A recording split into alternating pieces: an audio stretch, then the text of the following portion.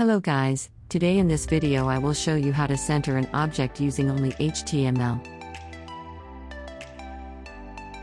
We are giving height and width 500 px. We are giving background color red for visibility, you can give your own.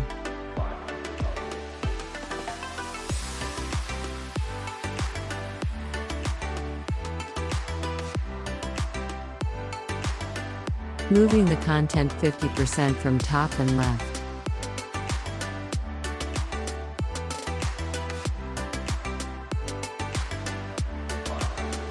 For adjusting the content center we are using Translate, do as shown in video.